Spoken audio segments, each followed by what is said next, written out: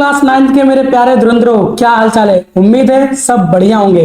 तो आज हम करने वाले हैं तुम्हारे साइंस के चैप्टर 2 जिसका नाम है cell the building block of life का पार्ट नंबर 4। और इससे पहले हम पार्ट 1, 2 और 3 को हमने कवर कर लिया है, जिसके अंदर हमने पूरे चैप्टर के 80% को हमने खत्म कर चुके हैं। अब हमारा केवल बचा हुआ है 20%, जिसके अंदर कुछ परसेंटेज को हम इस पार्ट 4 में करने वाले हैं। और उम्मीद है तुम्हें सारे पार्ट अच्छे से समझ में आ रहे होंगे। बहुत अच्छे तरीके से मैं डिफाइन कर रहा हूँ, सारी चीजों को एक्सप्लेन भी कर रहा हूँ बहुत इजी तरीके से। और जो नोट्स हैं, आपको इस तरीके के नोट्स कहीं भी आपको नहीं मिलेंगे। उम्मीद है सारी चीजें आपको समझ में आ रही होंगी। और अगर आपको सारी चीजें समझ में आ रही हैं, नोट्स पसंद आ रहे हैं, मेरे एक्सप्लेनेशन आपको आपके माइंड को टच कर रहे हैं, तो कमेंट करके जरूर से जरूर बताना और अपने दोस्तों को शेयर करने मत भूलना।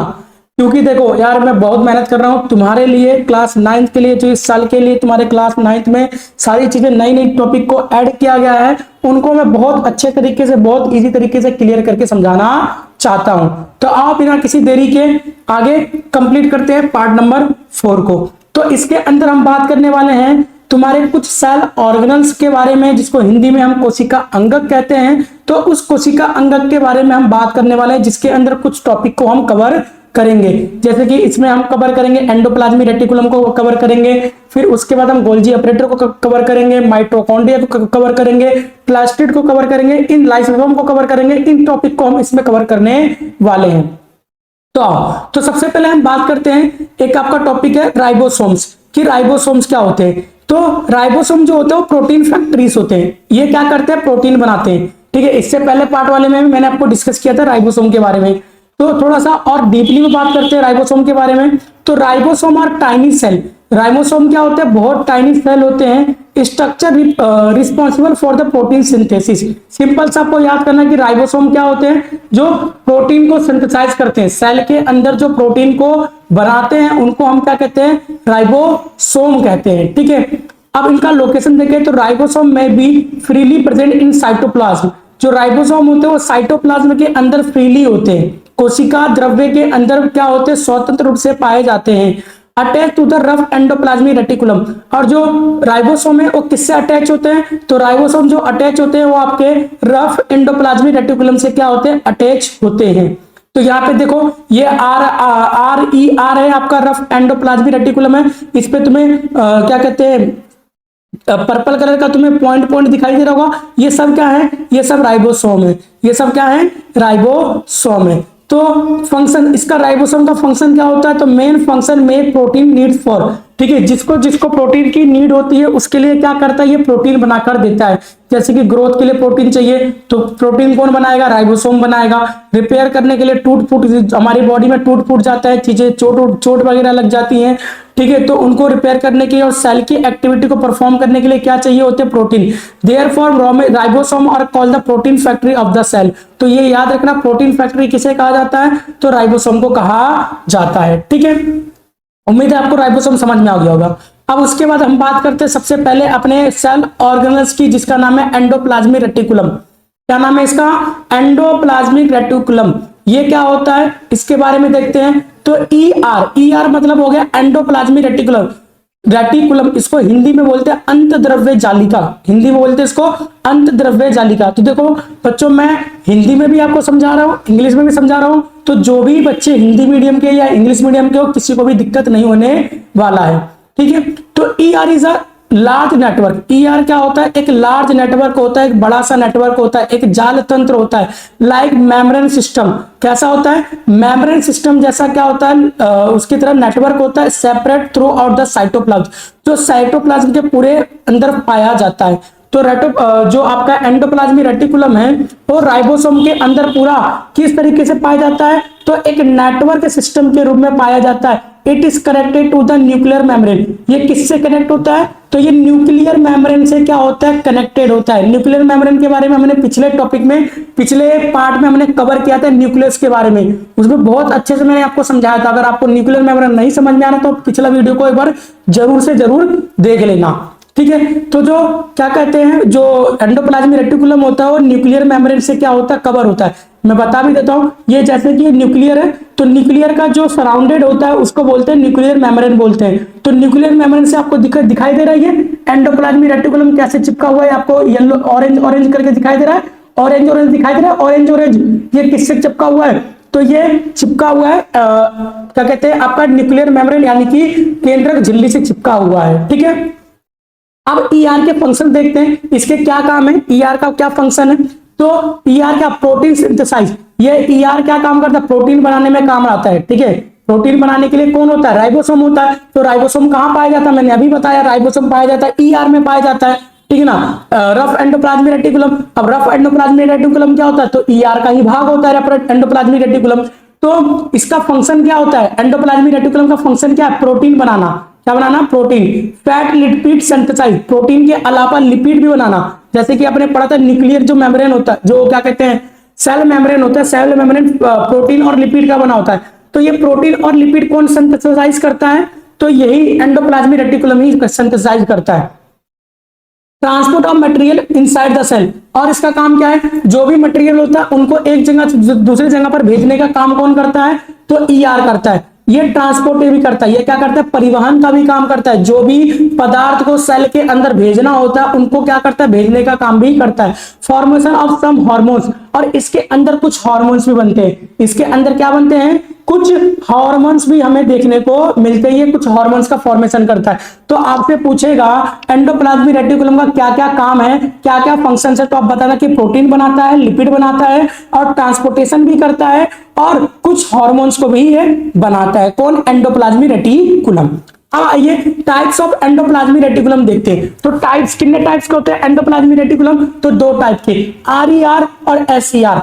आरईआर का मतलब हो गया रफ एंडोप्लाज्मिक रेटिकुलम और एसईआर का मतलब हो गया स्मूथ एंडोप्लाज्मिक रेटिकुलम। हिंदी में इसको बोलते हैं खुरदरी अंतर्द्रव्य जालिका और हिंदी में इसको एसईआर को बोलते हैं चिकनी अंतर्द्रव्य जालिका।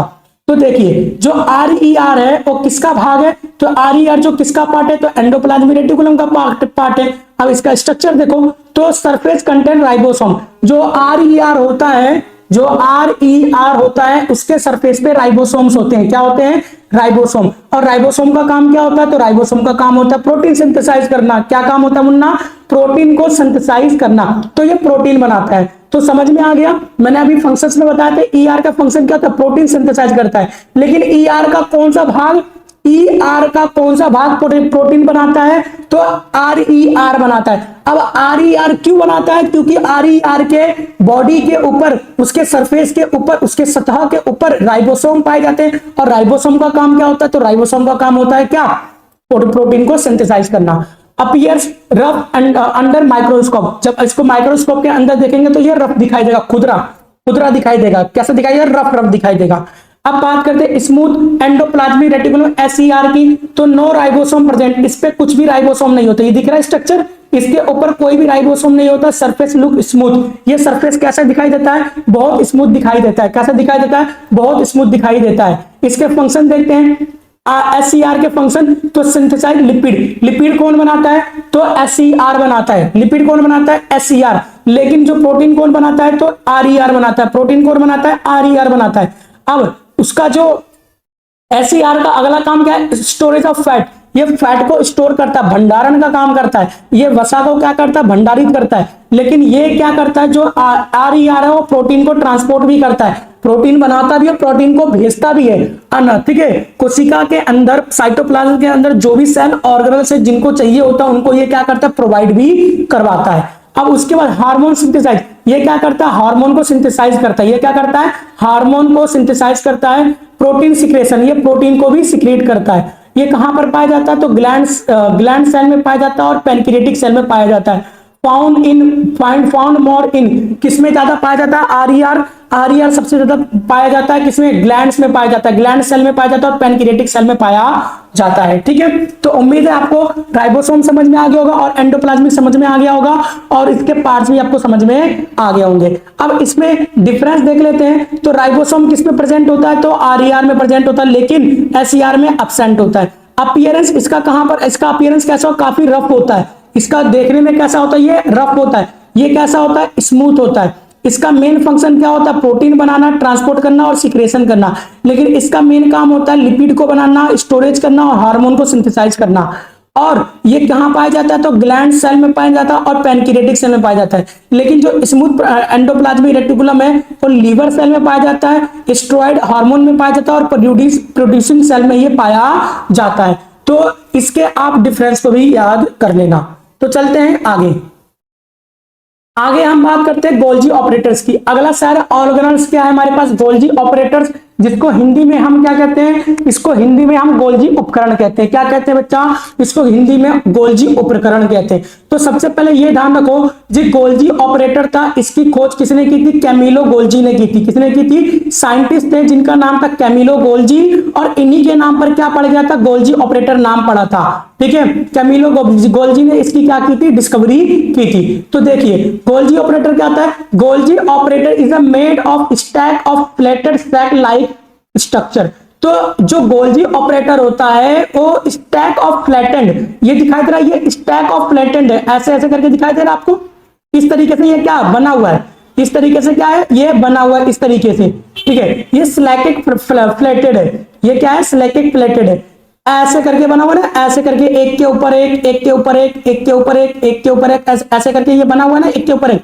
तो इस स्ट्रक्चर को हम क्या कहते हैं, इस स्ट्रक्चर को हम कहते हैं stack of flatted sac like structure.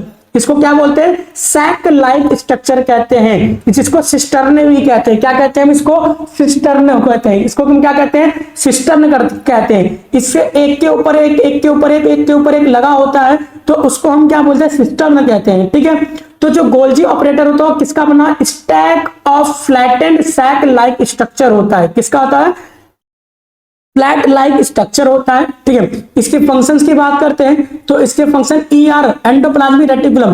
ठीक है, ये किससे कनेक्ट होता है, तो एंडोप्लाज्मिक रेटिकुलम से कनेक्ट होता है, ये सेल मेम्ब्रेन से कनेक्ट होता है, और अदर ऑर्गन से भी क्या होते हैं, ये कनेक्ट होते हैं। ठीक है, अब उसके बाद इसके फंक्शन देखते हैं गोल्जी ऑपरेटर्स की। ठीक है, तो Golgi apparatus act like post office of the cell.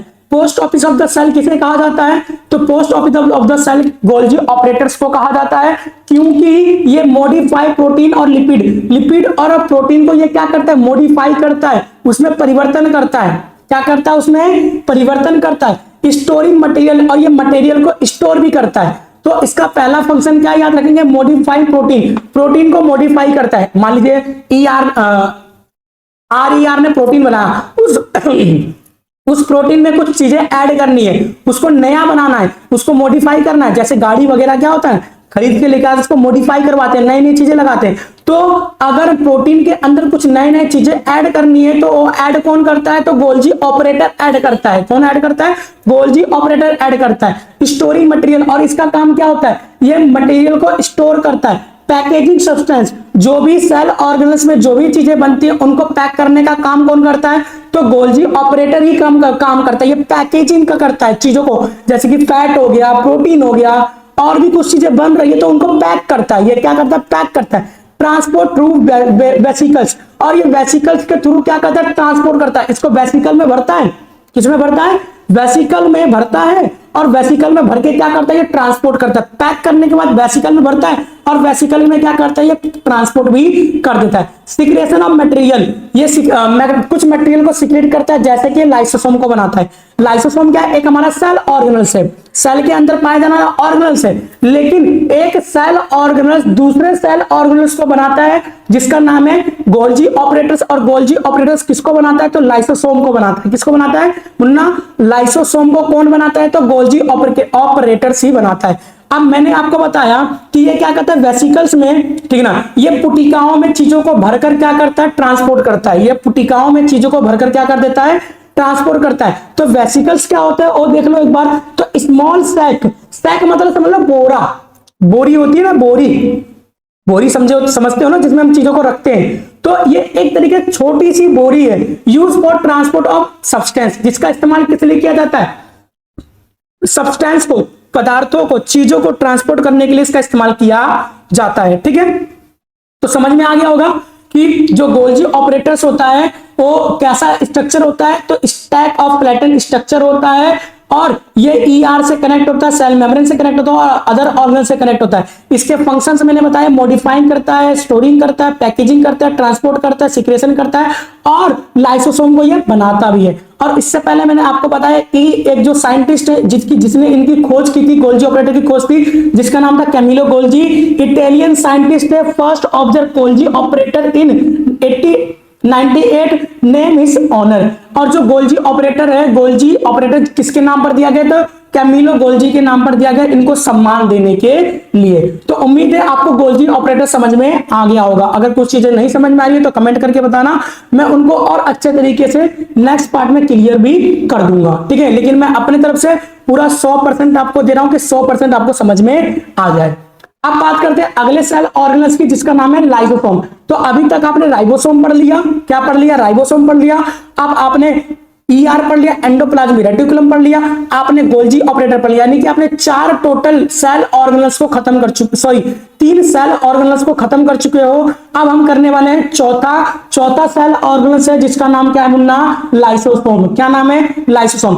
Clean up system. ये क्या करता है? क्लीन अप करता है। क्या करता है? चीजों को क्लीन अप करता है। तो lysosome are single membrane bound sac filled with the digestive enzyme. तो एक ऐसा लाइसोसोम एक ऐसा सेल ऑर्गेनल्स है, लाइसोसोम एक ऐसा सेल ऑर्गेनल्स है जिसके अंदर सिंगल मेम्ब्रेन होता है, सिंगल मेम्ब्रेन होता है, एक ही मेम्ब्रेन होता है, ठीक है। लेकिन ये सैक लाइक स्ट्रक्चर होता है, ये बोरे जैसा होता है, ये चीजों को स्टोर करता है। ये किसको स्टोर करता है? डाइजेस्टिव एंजाइम्स को ये स्टोर करने का काम करता है। लाइसोसोम क्या करता है? लाइसोसोम के अंदर क्या पाया जाता है? तो लाइसोसोम के अंदर डाइजेस्टिव एंजाइम्स पाए जाते हैं। क्या पाए जाते हैं मुन्ना? डाइजेस्टिव एंजाइम पाए जाते हैं, ठीक है। पाचक एंजाइम पाए जाते हैं, ठीक है। अब तो इस पाचक एंजाइम का काम क्या होता है? Breaking down waste material. जो भी वेस्ट मटेरियल होता है उसको क्या करता है? ये लाइसोसोम उसको ब्रेक डाउन कर देता है। जो भी हमारे सेल के अंदर वेस्ट चीजें होती है उनको क्या करता है? ब्रेक डाउन करता है। Digesting damage organelles. और ये क्या करता है? ये डाइजेस्ट कर लेता है। किसको डाइजेस्ट कर लेता है? तो ये डाइजेस्ट कर लेता है किसको? जो भी डैमेज सेल ऑर्गेनल्स होते हैं उनको। जो भी सेल वगैरह टूट जाते हैं ना, हमारी बॉडी में हम गिरते हैं, पड़ते हैं, टूट जाता है, चोट लग जाता है, तो सेल हमारा क्या होता है? डैमेज हो जाता है। तो जो डैमेज सेल होते हैं उनको क्या करता है? डाइजेस्ट, उनको खा जाता है, ठीक है। Destroying unwanted protein, fat, carbohydrate. और ये क्या कर, जो अनवांटेड होते हैं, जो जिसकी जरूरत नहीं होती, जिन प्रोटीन की आवश्यकता नहीं है, जिस फैट की आवश्यकता नहीं है, जिस कार्बोहाइड्रेट की आवश्यकता नहीं है, तो उसको ये डिस्ट्रॉय कर देता है, इसको खत्म कर देता है।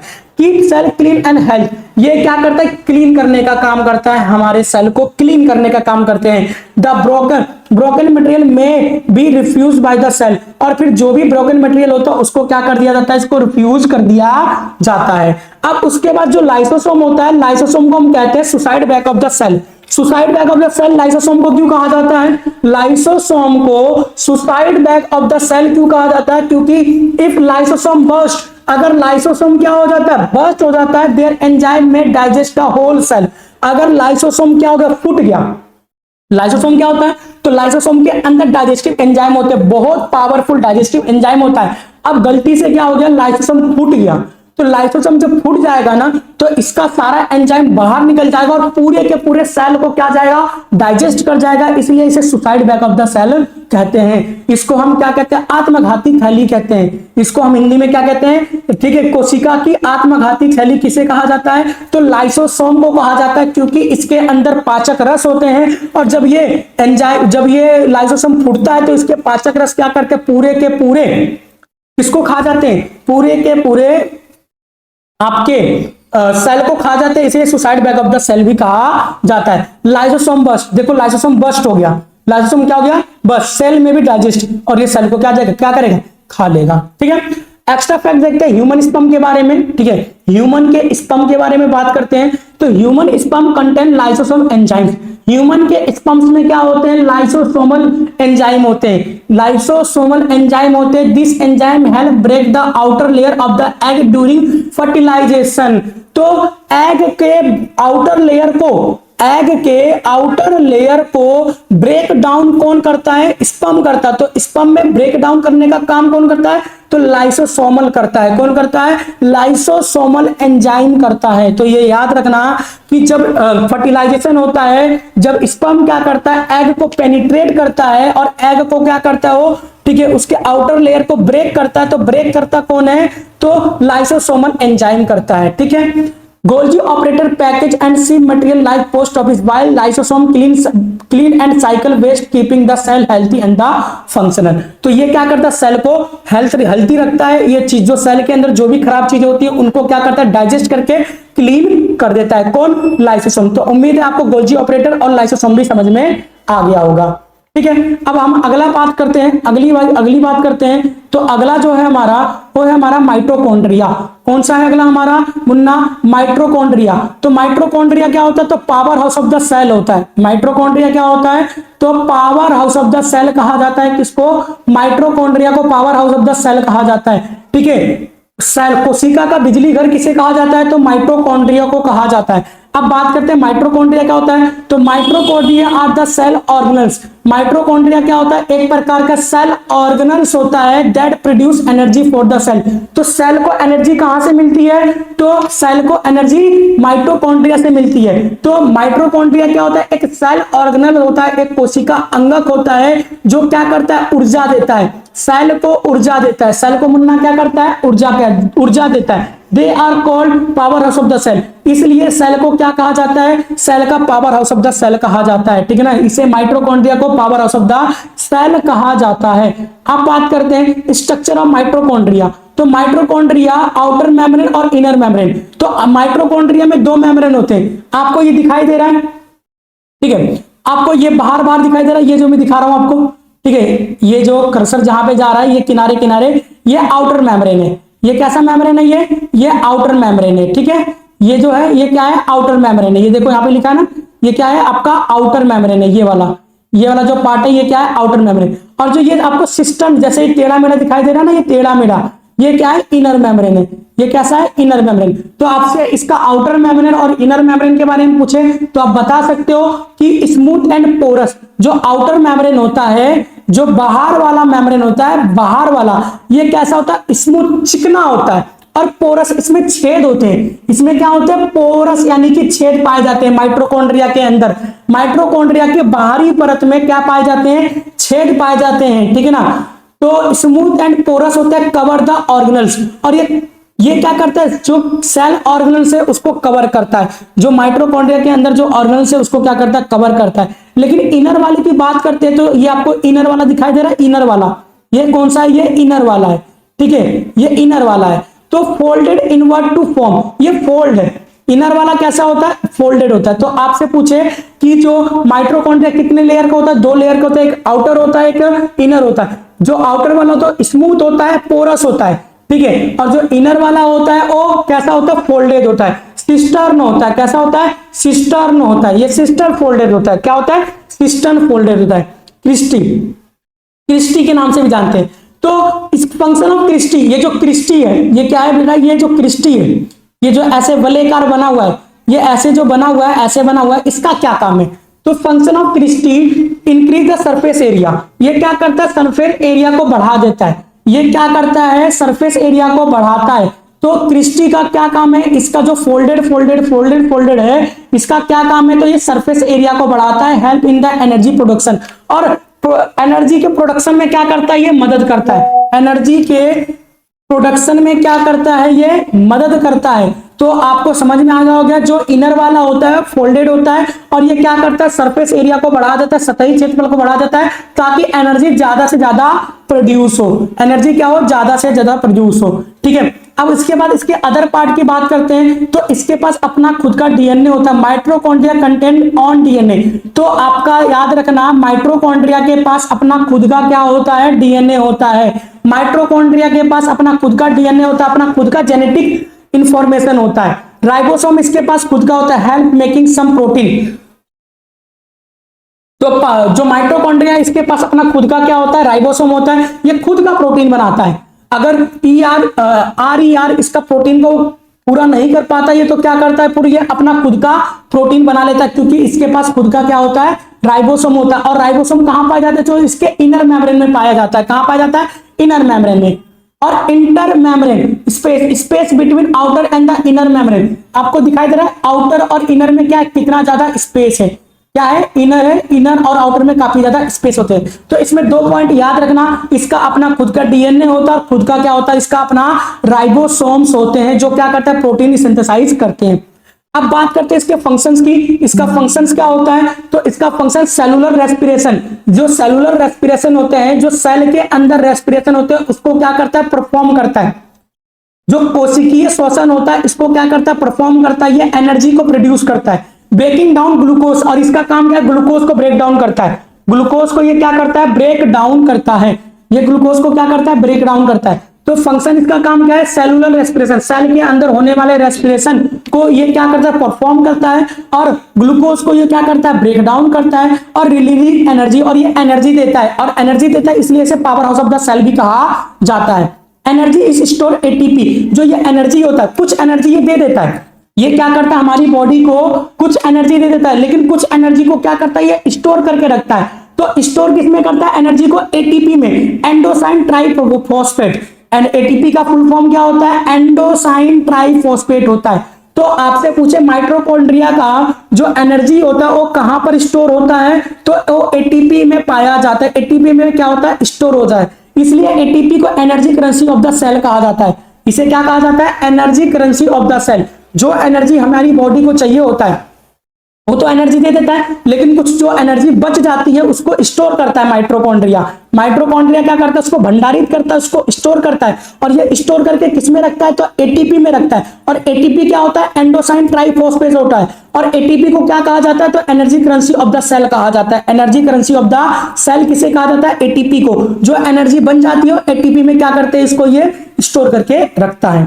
आगे इंपॉर्टेंस, इसका इंपॉर्टेंस देखते हैं। तो simply energy for supply energy, या एनर्जी किस लिए देता है, हमारी ग्रोथ के लिए देता है, मूवमेंट करने के लिए देता है, हमारी बॉडी में रिपेयर करने के लिए देता है, और ऑल सेलुलर एक्टिविटीज को करने के लिए क्या करता है, ये गोल्जी ऑपरेटर एनर्जी हमें देता है। तो उम्मीद है आपको गोल्जी ऑपरेटर अच्छे से समझ में आ गया होगा। अब बात करते हैं अगले सेल ऑर्गेनल्स की, जिसका नाम है plastid.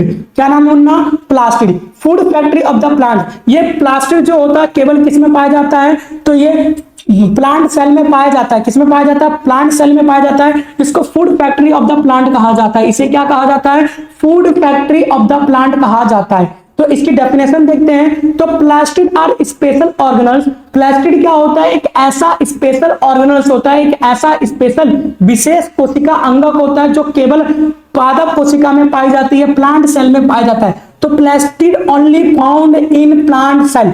Plastid only found in plant cell. They help food synthesize. ये प्लांट को फूड बनाकर देता है। प्लांट को क्या देता है, ये फूड बनाकर देता है। प्लांट को क्या बनाकर देता है, फूड बनाकर देता है। फूड स्टोरेज का भी काम करता है। जो खाना बनता है फोटोसिंथेसिस की प्रोसेस में, जो खाना बनता है इसको स्टोर भी करने का काम कौन करता है, प्लास्टिड करता है। पिगमेंट स्टोरेज, इसके अंदर रंग होते हैं। प्लास्टिड के अंदर क्या होते हैं, रंग होते हैं। ठीक है, ये पत्तों को क्या करता है, अलग अलग प्रकार का रंग देता है। तो फूड को सिंथेसाइज करता है, फूड को स्टोर करता है, और पिगमेंट भी देता है, रंग देता है। अब टाइप्स ऑफ प्लास्टिड। प्लास्टिड भी बहुत टाइप्स के होते हैं। 3 टाइप के, क्लोरोप्लास्ट, ठीक है, क्लोरोप्लास्ट हो गया, क्रोमोप्लास्ट हो गया, और ल्यूकोप्लास्ट हो गया। तो पहले हम बात करते हैं क्लोरोप्लास्ट। ठीक है, types of plastid, 3 types plastid, chloroplast, chromoplast और ल्यूकोप्लास्ट। तो जो क्लोरोप्लास्ट होता है वो क्या होता है, तो साइट ऑफ फोटोसिंथेसिस, जहां पर फोटोसिंथेसिस होता है वहीं क्लोरोप्लास्ट पाया जाता है। क्लोरोप्लास्ट कहां पर पाया जाता है, तो जहां पर फोटोसिंथेसिस होता है। और फोटोसिंथेसिस कहां होता है, पत्तों में होता है। प्रिपेयर फूड यूजिंग सनलाइट, और सन को कौन ट्रैप करता है, तो क्लोरोप्लास्ट ट्रैप करता है। सनलाइट को कौन ट्रैप करता है, कौन खींच कर लेके आता है अपनी तरफ, तो क्लोरोप्लास्ट ही लेके आता है। इसके अंदर क्लोरोफिल होता है, क्लोरोप्लास्ट। तो green pigment present in chloroplast absorb sunlight. तो ग्रीन पिगमेंट होता है, क्लोरोफिल किसके अंदर पाया जाता है, क्लोरोप्लास्ट के अंदर पाया जाता है। तो क्लोरोफिल क्या होता है, एक ग्रीन पिगमेंट होता है, एक हरित वर्णक होता है, एक हरा वर्णक होता है, जो क्या करता है, कहां पर पाया जाता है, क्लोरोप्लास्ट के अंदर पाया जाता है। ऑब्जर्व सनलाइट, तो सनलाइट को ऑब्जर्व करता है। तो पहला टाइप समझ में आ गया प्लास्टिड का। प्लास्टिड का पहला टाइप क्या होता है, क्लोरोप्लास्ट होता है। ये फोटोसिंथेसिस करने में क्या आता है, काम आता है। क्लोरोप्लास्ट के अंदर ही क्या पाया जाता है, क्लोरोफिल पाया जाता है। क्लोरोफिल कहां पाया जाता है, क्लोरोप्लास्ट के अंदर पाया जाता है। स्ट्रक्चर ऑफ क्लोरोप्लास्ट, क्लोरोप्लास्ट का स्ट्रक्चर देखो तो आउटर मेम्ब्रेन ये दिखाई दे रहा है आपका, इसका आउटर मेम्ब्रेन हो गया, ये क्या हो गया, आउटर मेम्ब्रेन हो गया। फिर उसके बाद इनर मेम्ब्रेन हो गया, ये क्या हो गया, अंदर का मेम्ब्रेन हो गया। फिर उसके बाद स्ट्रोमा, ये जो ग्रीन ग्रीन आपको दिखाई दे रहा है ये क्या है, स्ट्रोमा है। जो हरे हरे आपको बड़े बड़े दिखाई दे रहे हैं ना गोटी की तरह, ठीक है, जैसे उसमें कैरम बोर्ड में गोटी रखते हैं उस तरीके हरे हरे, इनको हम स्ट्रोमा कहते हैं। क्या कहते हैं इसको हम, स्ट्रोमा। सेमी फ्लूइड मटेरियल, ये क्या होता है, सेमी फ्लूइड मटेरियल होता है। ये क्या होता है, सेमी फ्लूइड मटेरियल होता है। डिस्क लाइक, ये कैसा होता है, डिस्क लाइक स्ट्रक्चर होता है ग्रेना का, ठीक है। इसको हम तो बोलते हैं स्ट्रोमा, क्या बोलते हैं इसको हम, स्ट्रोमा, ठीक है, जो ये है, ठीक है। अब उसके अंदर ग्रेना होता है, कंटेंट क्लोरोफिल, तो ग्रेना के अंदर क्या होता है, क्लोरोफिल पाया जाता है, ठीक है। फंक्शन ऑफ क्लोरोप्लास्ट, क्लोरोप्लास्ट का क्या काम होता है, तो फोटोसिंथेसिस काम करने में आता है, फोटोसिंथेसिस करता है। Conversion of the light energy to chemical energy, ये लाइट एनर्जी को केमिकल एनर्जी में परिवर्तित करता है। प्रकाश ऊर्जा को, ठीक है, रासायनिक ऊर्जा में क्या करता है, परिवर्तित करता है। फूड प्रोडक्शन इन प्लांट, और प्लांट के अंदर क्या करता है, फूड को ये प्रोडक्शन करता है। Sugar form are the storage as starch granules in stroma, जो शुगर बनता है, जो स्टार्च बनता है ना, वो स्टार्च कहां पर स्टोर होता है, तो स्ट्रोमा में जाके क्या होता है, स्टोर हो जाता है, ठीक है। अब बात करते हैं क्रोमोप्लास्ट की, तो क्रोमोप्लास्ट क्या होता है, इसकी डेफिनेशन देखते हैं। तो प्लास्टिड कंटेंट कलर्ड पिगमेंट, ये क्रोमोप्लास्ट क्या होता है, तो plastid content coloured pigment other than green chlorophyll. आपने बहुत सारे पत्ते देखे होंगे ना, जो पत्ते कैसे होते हैं, अलग अलग कलर के होते हैं, तो किसके वजह से होते हैं, क्रोमोप्लास्ट की वजह से। क्योंकि क्रोमोप्लास्ट के अंदर क्या होता है कि ग्रीन कलर के अलावा बहुत सारे क्या होते हैं, रंग होते हैं, जैसे कि येलो हो गया, ऑरेंज हो गया, रेड हो गया, ये सारे कलर भी हो सकते हैं। तो क्रोमोप्लास्ट क्या होता है, कलर पिगमेंट होता है, ठीक है। लेकिन जो क्लोरोप्लास्ट होता है वो कैसा होता है, ग्रीन पिगमेंट होता है, और जो क्रोमोप्लास्ट है वो कलर पिगमेंट है। उसके बाद इसका फंक्शन देखते हैं, तो give colour to flower, flower को कलर देता है, फ्रूट को कलर देता है, और वेजिटेबल्स को क्या करता है, ये कलर देने का काम करता है। Help attract pollination seeds dispersing animals, ये क्या करता है, जो पॉलिनेशन होता है एनिमल्स के थ्रू, जो एनिमल्स लेकर आते हैं, पॉलिन ग्रेन्स लेकर आते हैं और प्लांट पे छोड़ देते हैं, फूल फ्लावर्स पे छोड़ देते हैं, तो ये क्या करता है, उसमें भी ये हेल्प करता है, ठीक है। अब बात करते हैं अगला ल्यूकोप्लास्ट की, तो ल्यूकोप्लास्ट क्या होता है, कलरलेस प्लास्टिड होता है, इसमें कलर नहीं होता है, इसमें क्या नहीं होता है, कलर नहीं होता है ल्यूकोप्लास्ट के अंदर। ल्यूकोप्लास्ट के अंदर कलर नहीं होता है, दो में तो कलर होता है, एक में ग्रीन होता है, एक में बहुत सारे अलग अलग कलर होते हैं, लेकिन ल्यूकोप्लास्ट में कोई कलर नहीं होता है। तो इसकी फंक्शंस के देखते हैं, तो store food material like, leucoplast colour तो नहीं देता है, लेकिन ये इसका अलग काम है। क्या काम है, ये स्टोरेज का काम करता है। किसका काम करता है, स्टोरेज का। स्टार्च को स्टोर करता है, ऑयल को स्टोर करता है, और प्रोटीन को क्या करता है, स्टोर करता है।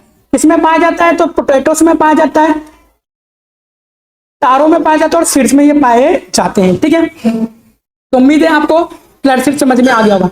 लेकिन एक चीज देखते हैं यहाँ पर, जो माइटोकॉन्ड्रिया और जो प्लास्टिड उसमें क्या सिमिलरिटीज है।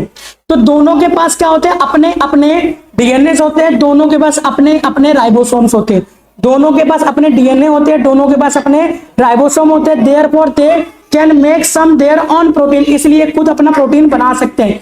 Scientist believe they involve for ancient bacteria, तो जो साइंटिस्ट ये बिलीव करते हैं कि जो इनका इवॉल्व हुआ है वो किससे हुए, जो पुराने बैक्टीरिया थे उनसे क्या हुआ है, इनका इन्वॉल्व हुआ है, ठीक है।